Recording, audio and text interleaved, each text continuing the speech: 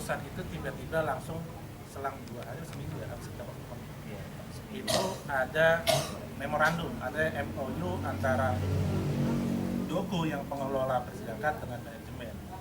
Nah, yang harus dipertanyakan adalah gini, bahwa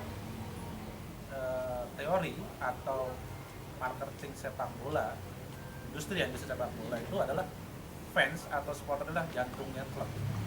Jadi seharusnya manajemen itu pemaparan dulu, hitung-hitungannya jelas terhadap pengelolaan fans seperti apa. Nah ini belum clear tingkatan itu sudah ada. Nah kalau memang kemarin memang gue lihat ada kabar lah ya, ini jadi ini yang diuntungkan adalah gini, menurut gue yang diuntungkan adalah teman-teman yang bukan anggota tim yang diuntungkan karena dia mengakses langsung soal Doku atau apa. Dan gue sampai hari ini nggak pakai itu. Kenapa gue bilang nggak pakai itu? Karena gue belum jelas. Kalaupun gue beli, gue bisa-bisa aja beli secara online.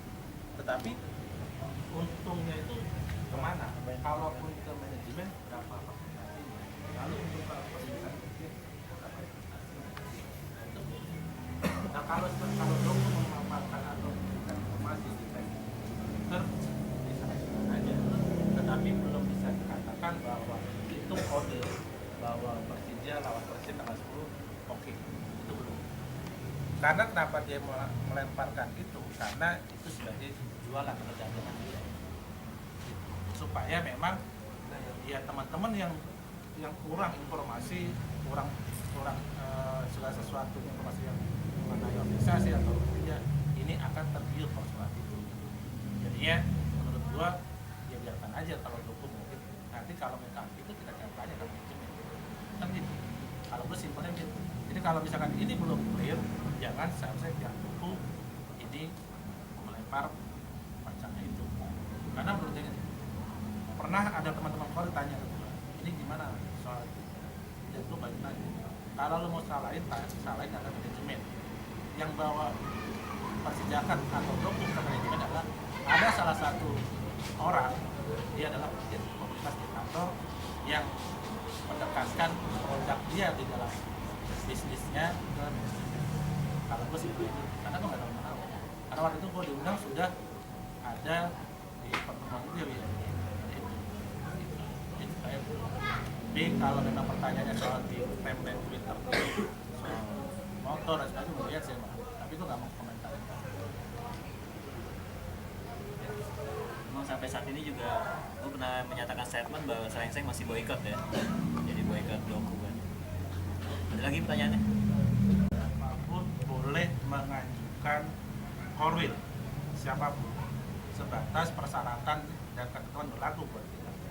Tapi kalau itu tidak diindahkan, itu tidak di prosedural, dia bukan bagian dari statementnya. Misalkan banyak lah, kayak kemarin gue baca di timeline Twitter, selamat ya ulang tahun buat ketua Jack Bandung kalau nggak salah. Jadi konotasi itu menurut gua bahasa itu bersayap artinya gini, orang yang nggak tahu oh berarti di Bandung ada Jack Bandung kan gitu. Persepsi ya, kita diposisikan persepsi bahwa kita orang awam, kita suka banyak tuh. Ada gua ketemu lagi nonton Liverpool Chelsea waktu kemarin itu ada pihak sponsor ketemu gua, dia tanya, Bang, itu yang di Solo dan sebagainya itu sudah apa namanya bagian dari organisasi belum sih? Gua bilang jawabnya secara personal dia bagian dari organisasi, tapi secara organisasi belum. Nah pertanyaan ini menarik. Ini yang dilontarkan DF atau Ferry beberapa bulan yang lalu, dia meminta segera dibuatkan PO atau peraturan tambahan organisasi menyangkut hal-hal yang tadi itu. Dan itu sudah sebenarnya tahun lalu sudah gue siapkan formula itu, dan gue siapkan memang teman-teman pengurus periode ini tidak ada yang konsen menyikapi hal itu. Karena menurut gue silakan saja, memang lebih menyebarkan virus orange itu menarik di kota kepengurusan dan sebagainya menarik, tetapi tidak harus di aturan mainnya. Misalkan ada kasih contoh, teman-teman tahu pasti penyiraman air keras di Palembang, tahu kan? Nah, pusat itu berangkat secara dikoordinir. Tiba-tiba di Palembang itu lebih kuota yang diberangkatkan dari pusat. Gitu. Kejadianlah soal siraman air keras. Nah, ternyata yang kena adalah rombongan dari Jakarta. Nah, rombongan dari Jakarta memang secara kurikuler, secara individu dia adalah saja. Tapi secara aturan main bukan bagian dari organisasi ya. Jadi harus dipahamkan di situ. Nah, akhirnya yang si korban ternyata dia anggota dari Kelapa Gading Timur. Kemarin. Dia anggota Kelapa Gading Timur. Secara organisasi dia anggota dan masuk jajaran kepengurusan. Nah, akhirnya orang tuanya komplain, anak saya kan punya kartu anggota, kan gitu. Terus mana kebijakan? Oh iya benar, dia punya kartu anggota, tetapi dia tidak ikut rombongan dari pengurus pusat atau pengurus. Nah, ini yang susah. Tetapi secara kemanusiaan tetap kita kasih bantuan, tapi tidak bisa secara full selesai karena dia berangkat bukan dari rombongan pengurus atau pengurus pusat. Itu contoh kecilnya. Contoh keduanya, kemarin ke Bantul, Jogja. Hitung-hitung kita berangkat dari sini sekitar 300-an lah. Lebihnya paling 3.400. Tapi di sana tahu lebih dari angka 500.000. Itu yang bukannya kita melarang mereka inisiatif, bukan. Tetapi kalau koordinasi jelas aturan main, mekanisme jelas. Persoalannya kalau ada apa-apa, yang ditunjuk hidungnya adalah pusat dimanapun, karena tahunya semua jajaran kepolisian dicek kantor di sana, sekretariatnya di sana, nanti harus di sana. Maka kita nggak tahu langsung. Nah, jadi nah, makanya gini, memang Solo, Semarang, Jogja, beberapa kota besar lah ya, dia memang ada. Tapi menurut pengurus pusat, dia masih ngikut kolor yang ada sekitaran Jabodetabek. Nah, dia belum bisa mengklaim bahwa dia bagian kepengurusan belum. Tapi kalau dia ngeklaim bagian anggota, ya bagian kepengurusan belum. Karena nanti sifatnya ada tumpang tindih dan juga ada hal yang diabaikan. Ini kejadian banyak.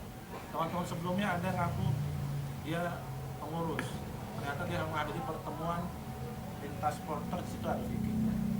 Kasus lah, kita tanya sebenarnya. Itu kasus akhirnya ternyata dia adalah bagian Jack Online. Kan susah. Jack Online bukan tarikan secara, jadi Jack Online bukan tarikan secara hierarki, itu organisasi. Dia di luar. Gitu. Karena walaupun kita pernah meminta bahwa dia harus menginduk, tidak mau, sudah tidak mau. Tapi itu tadi hal-hal yang sifatnya aturan main, akhirnya ya harus dipahami. Artinya secara personal gue bukan sama Jack Online, sama teman-teman ya biasa. Tapi secara aturan main, mekanisme organisasi itu ada sangat aturannya.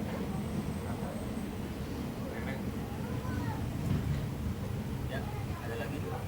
Ya. Soal kartu anggota ya, dari Solo kan katanya udah desain dari pusat, tapi setelah ada pendaftaran baru, anggota baru gitu kan, daftar sampai 4 tahun lebih, termasuk saya juga sih, sampai sekarang belum dapat. Katanya nggak tahu nih pusat, nggak tahu nih diurus atau enggak. Ya, sudah kemana? Ya gini, ini banyak nih kasus. Berarti salah satunya nih. Ya, Jadi salah satunya Pak. banyak ada di Purwokerto dan sebagainya, Pekanbaru pernah kejadian sama. Dia mengatakan, itu tadi bilang, dia mengatasnamakan dia bagian dari organisasi.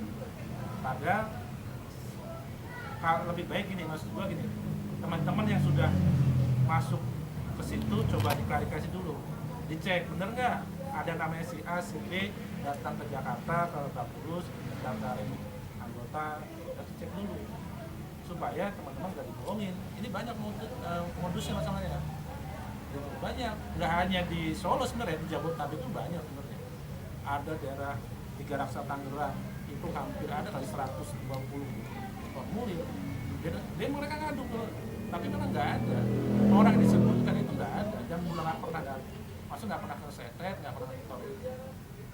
Jadi kalau gampang deteksi, kalau misalkan itu formulir disetorkan ke kepengurusan, paling lama prosesnya 2 minggu paling lama, atau lebihnya 3 minggu lah, itu paling lama. Tapi kalau lebih sebulan 4 bulan kan udah hantu lah gelap gitu. Dan orang itu pastikan dia hanya mencari sendiri.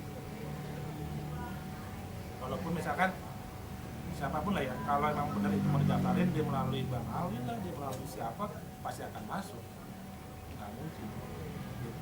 Tapi kalau misalkan udah sebulan lebih segala macam tidak ada kabar beritanya, perlu ditanyakan ke orang. Ini nggak tahu. Daftar kemana? Di Solo. Tapi sekarang Iya ke sini ya siapa maksudnya lebih ke Siapa? namanya Rizky. Ini ya, alhamdulillah lancar. Ini tidak ada kendala sampai bulan Juni ya, bulan Juni belum, bulan Juni ada kendala. Dan dimungkinkan kemarin kan sebenarnya mau TC ya di Malaysia, kayaknya pending gitu kan. Mudah-mudahan besok tanggal 19 bisa hadir semua pemain plus Persija juara 1.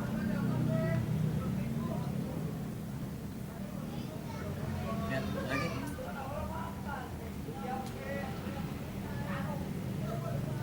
Yo.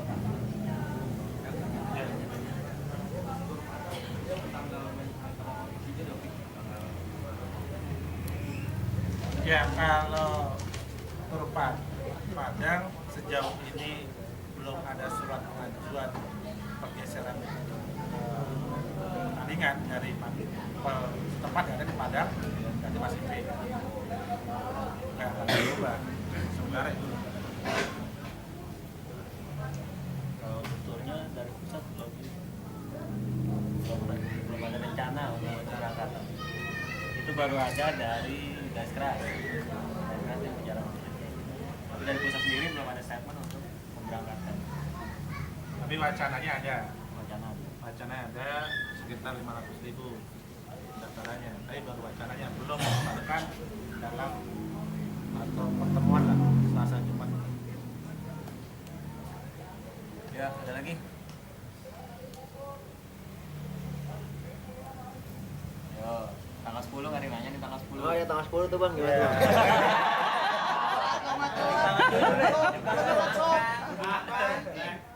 Abre Dubrovin. Masih saudaraan sama Sergei Dubrovin. Ya bang itu tanggal 10 fix main di Jakarta pe usiran nih bang. Yang Agustus ya, Agustus bang lawan Persib. Komputer mati jadi iya balik. Abre Dubrovin. Abre Dubrovin. Ini permohonan sudah diajukan ke Polda Metro Jaya. Nah, sejauh ini belum ada jawaban dari Polda Metro. Kalau sudah ada jawaban dan kita diundang rakor rapat koordinasi, kira-kira setengah lampu hijaunya udah kelihatan lah. Tapi sejauh ini belum. Kita lihat perkembangannya. Apalagi kan gitu. Melihat perkembangan Pilpres kemarin dan nanti tanggal dulu baru penetapan pemenang kan gitu. Ini kan masih di tanda kutip lah, masih dikhawatirkan. Mudah-mudahan tidak terjadi apa-apa, situasinya aman-aman aja Jakarta. Tapi sejauh ini dari pihak Persib memang berupaya supaya main tetap di Jakarta, tidak bergeser ke tempat Persib.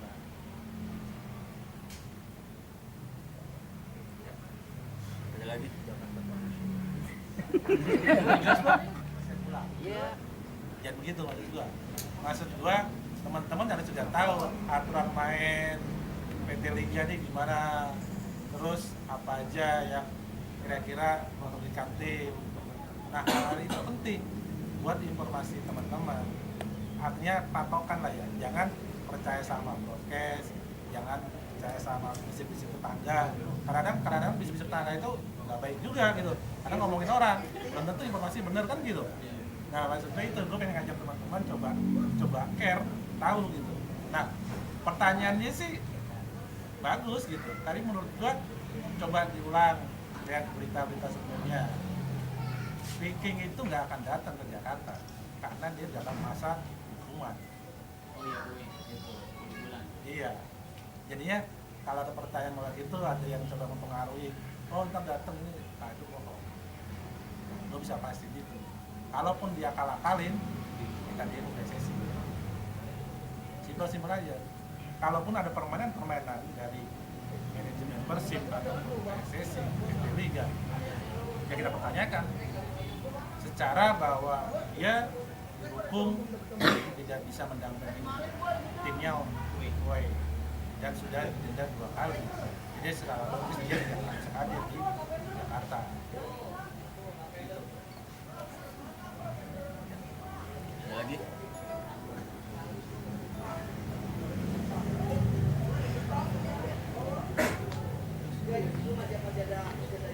Nah, mungkin banyak yang bertanya-tanya ya mengenai kemanakah arah sekret ya sekretariat bukan setelah ya, yang sudah mau direncanakan mau digusur gitu kan, sekretariat kita mau dibawa kemana, kemudian bagaimanakah untuk kelanjutan dari stadion BMW gitu kan, karena pada saat itu stadion BMW baru ada kasarnya, baru Jokowi baru ambil tanah doang kasarnya gitu ya, pakai traktor ya, apa sih namanya, bego ya, kasarnya bego ya, Beko ya, kayak gitu. Nah sekarang kita minta penjelasannya dari Bang Richard dari Ya, sekretariat.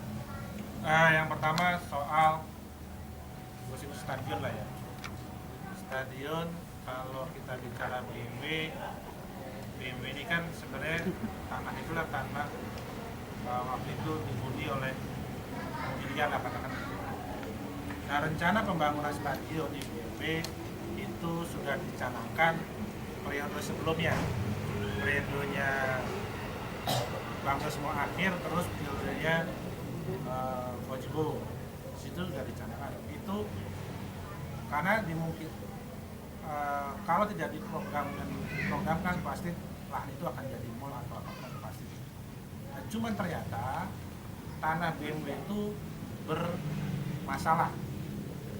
Satu soal kebebasannya, kedua ternyata sertifikatnya ganda banyak. Jadi bisa atas nama gua, atas nama Mawi, atas nama Muhammad. Ini banyak. Ya, gitu. Nah sampai hari ini penyelesaian surat-surat itu belum selesai. Tetapi di satu sisi memang Jokowi coba mencanangkan pembangunan. Ya, kenapa dijalankan? Memang pas buat cek ke sana baru penancapan tiang bahwa di sini akan dibangun stadion Utara Internasional. Itu aja yang baru. Nah, memang sketsa atau desain stadion sudah ada. Nah, jadi sekarang ditaruh di kantor Dinas Pemuda Olahraga. Kalau teman-teman tahu stadionnya Bayern Munchen ya. Nah, ternyata situlah. Tapi, nah ternyata isu berkembang sekarang Ahok coba menggiring opininya bahwa BMW itu adalah pergantian dari Lebak Bulus. Gue secara pribadi menentang, karena itu program sudah lama. Nah, Lebak Bulus sekitar luasnya hampir 11 sampai 12 hektar. Ini harus dipisahkan pergantiannya bukan di area utara, karena BMW ada di utara. Nah, Lebak Bulus seharusnya di aturan undang-undang sistem olahragaan ini harus diganti ke Lebak Bulus. Nah, rencananya ini mau diganti di Pesanggerahan. Tadinya isunya di Cilandak, Pesanggerahan. Dibutuhkan sekitar luas tanah 15 hektar.